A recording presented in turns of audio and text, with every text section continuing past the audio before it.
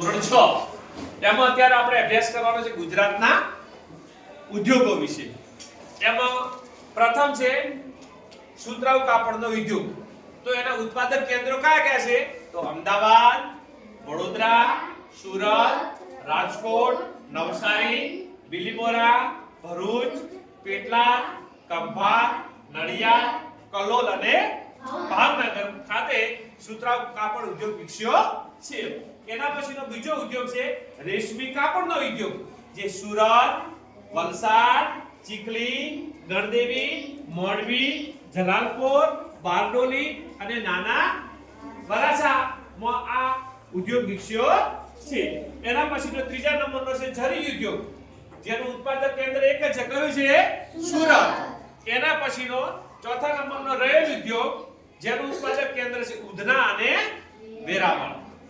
આગળ પાંચમા નંબરનો ઉદ્યોગ છે ગરમ કાપડ ઉદ્યોગ, જેના ઉત્પાદક કેન્દ્રો છે વડોદરા અને જામનગર। એના પછી છઠ્ઠો યંત્રો અને યંત્ર સામગ્રી, એના ઉત્પાદક કેન્દ્રો છે રાજકોટ, અમદાવાદ, નડિયાદ, ઉધના, વલસાડ, જામનગર, ભાવનગર, સુરત અને વડોદરા। એના પછી સાતમો છે સિમેન્ટ ઉદ્યોગ, જેના ઉત્પાદક કેન્દ્રો છે દ્વારકા, પોરબંદર, સેવાલિયા, રાણાવા, સિક્કા, સેવરી, અમીરગઢ, અમદાવાદ અને અંકલેશ્વર। અને આઠમો રંગ રસાયણ ઉદ્યોગ, જેનું ઉત્પાદક કેન્દ્ર છે મીઠાપુર, પોરબંદર, ઢોગરધા, વડોદરા, અમદાવાદ અને અતુલ। યાદ રહ્યો? કેમિકલ્સ ઉદ્યોગ, જેનું ઉત્પાદક કેન્દ્ર છે વડોદરા પાસે કોઈની।